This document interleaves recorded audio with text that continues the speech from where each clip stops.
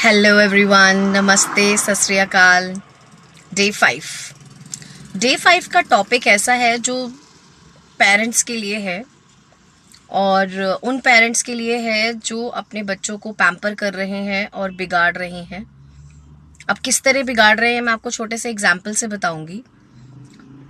जैसे कि अब हमारे ज़माने में जब हम घर में शोर मचाते थे या हम पेरेंट्स की बात नहीं मानते थे, किसी चीज़ के लिए हम स्टबर्न हो जाते थे, तो हमारे पेरेंट्स हमारे टीचर्स को बोलते थे कि सर थोड़ा देखिए, मैम थोड़ा देखिए, बच्चा हमारे हाथ से निकल रहा है तो आप इसका थोड़ा ध्यान रखिए।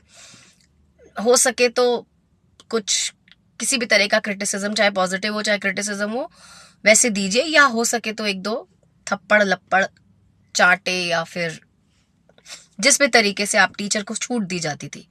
और उस समय में टीचर को वाकई में गुरु माना जाता था और एक्चुअली में पेरेंट्स भी टीचर्स की बेइज्जती नहीं करते थे बच्चों के सामने। बच्चों को बोला जाता था कि जो टीचर कह रहा है आप वैसा करिए, और टीचर एक बहुत इंपॉर्टेंट भूमिका निभाता था बच्चे की अपब्रिंगिंग में। लेकिन अभी क्या हो रहा है कि हमारे जो बच्चे हैं, जो आजकल के पेरेंट्स हैं, उन्होंने अपने बच्चों को क्या बना लिया है, राजकुमार और राजकुमारियां। बहुत इंपॉर्टेंट है, और खुद वो बने हुए हैं राजा और रानी।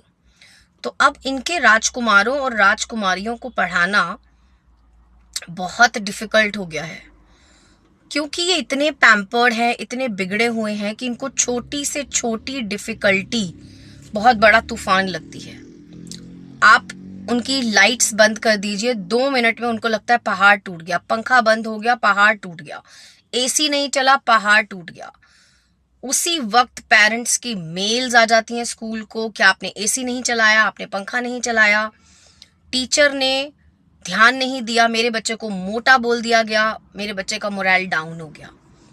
तो पेरेंट्स, आप मेरी बात समझिए, अगर आप छोटी छोटी बातों के लिए अपने बच्चों को इस तरह से सपोर्ट करेंगे और उनको दिमाग का उनका डेवलपमेंट ही नहीं होने देंगे कि ये ऐसा प्रोसेस है कि उनको खुद ही डील करना है। अगर कोई उनको मोटा बोल रहा है तो उनको खुद एनालाइज करना है कि क्या इसके बोलने से मैं बहुत सैड हो रहा हूं या मुझे इसको वाकई में अपने आप को पतला करना है। ये बच्चे की खुद की जर्नी है, इसमें सिर्फ आप उसकी मदद कर सकते हो, उसको पॉजिटिव और नेगेटिव साइड दिखा के। ये नहीं कि बेटा अरे तुझे मोटा बोल दिया, अरे ये तो बहुत गलत हो गया, टीचर क्या कर रही थी तेरी उस समय, टीचर ने ध्यान क्यों नहीं दिया, तुझे किसने बोला, वो दिखने में कैसा है, अगर वो काला था तो तूने काला क्यों नहीं बोला उसे, अगर वो तुझे मोटा कह रहा है तो तुझे काला बोल देना चाहिए था। क्या मैं उसके पेरेंट को फोन करूंगा, मैं उसकी मम्मी को फोन करूंगा। तो इस तरह से आपका बच्चा देख रहा है कि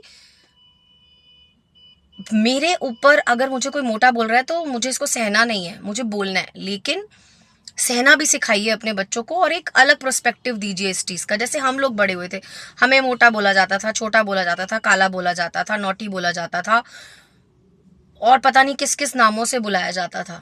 तो अब हमारा एक मानसिक संतुलन है, हम इसको एक्सेप्ट करके चलते हैं कि सामने वाला हमें कुछ भी बोल सकता है और हमें उसको इस तरह मतलब नहीं लेना, दिल पे नहीं लेना, हमें आगे बढ़ जाना है। लेकिन आजकल के बच्चे एक स्टेज में आके लोनली फील कर रहे हैं, डिप्रेशन में जा रहे हैं, और कई बच्चे तो 12 या 13 साल के होते ही सुसाइड्स तक अटेम्प्ट कर रहे हैं, जस्ट बिकॉज उनको लगता है कि एम्बैरस हो रहे हैं वो। अगर वो हेल्थ इश्यूज हैं, सांस नहीं ले पा रहे हैं, या किसी तरीके के दिखने में वो अच्छे नहीं है, तो उनको लगता है ये हमारी मतलब एक नुकसान हो गया, अब हम सोसाइटी के आगे कैसे रहेंगे, कैसे बातचीत करेंगे। तो ये बहुत गलत हो रहा है आजकल के बच्चों के साथ। तो मैं रिक्वेस्ट कर रही हूँ पेरेंट्स से कि आप अपने बच्चों को खुद की जर्नी करने दीजिए। आप बस बैक एंड में ये देखिए कि क्या वो इससे डील करने के लिए रेडी है, और हर हर चीज के लिए बीच में मत कूदिए। अगर उसको लगता है कि उसको किसी ने गलत बोला और वो उस गलत बात को बिल्कुल भी बर्दाश्त नहीं कर पा रहा, तो उसको आपने समझाना है, ना कि उसको पकड़कर बैठकर किसी और को क्रिटिसाइज करना है। आप समझ रहे हैं मेरी बात? ये बहुत इंपॉर्टेंट है पेरेंट्स, ये प्लीज समझिए कि बच्चों को राजकुमार और राजकुमारियां नहीं बनाना, आपने बच्चों को सोल्जर्स बनाना है, फाइटर्स बनाना है, क्योंकि जिंदगी बहुत रूड है आगे लाइफ में, और उनको इनसे ज्यादा चीजों से गुजरना पड़ेगा।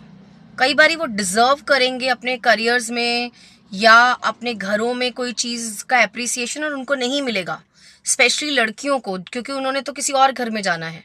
हो सकता है वो लड़की शादी के बाद बहुत अच्छा कुछ कर रही हो अपने ससुराल में, लेकिन फिर भी उसको एप्रिसिएशन नहीं मिल रहा हो, क्योंकि उसको वही काम करके अपने घर में पैम्परिंग मिलती थी, एप्रिसिएशन मिलता था, पार्टी मिलती थी, ठीक है। लेकिन अब वो वही काम किसी और के घर में करेगी तो उसको वो सब नहीं मिलेगा। तो इससे क्या होगा, उसको डिप्रेशन होगा, उसका मोटिवेशन कम होगा, फिर वो अपने पेरेंट्स और अपने इन-लॉज में कंपैरिजन शुरू कर देगी। तो ये तो मैं आपको बहुत आगे ले गई, बट हाँ, आप शुरुआत इसकी बचपन से करिए और अच्छे पेरेंट्स बनिए, ना कि अपने बच्चों को बिगाड़िए। तो मैं उम्मीद करती हूँ कि आप सब भी अच्छी पेरेंटिंग करेंगे और कर रहे हैं, बहुत सारे लोग अच्छी पेरेंटिंग कर रहे हैं।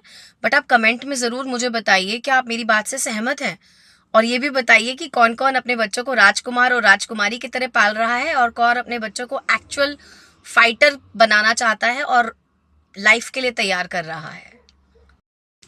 और अगर आपको मेरा चैनल पसंद आ रहा है, मेरी टॉपिक्स अच्छे लग रहे हैं जो मैं डेली लेकर आ रही हूँ, ऐसे कि जैसे मैंने आपको बताया था कि मैंने 365 डेज का चैलेंज लिया है, तो अगर आपको मेरे टॉपिक्स अच्छे लग रहे हैं तो प्लीज़ मुझे कमेंट करिए। मैं पढ़ती हूँ कमेंट्स और मुझे बहुत मोटिवेशन मिलता है।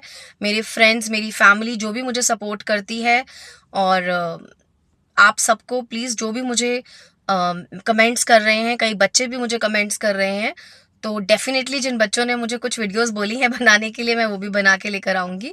बट आप मेरे चैनल को लाइक करिए, सब्सक्राइब करिए और शेयर करिए। Thank you so much.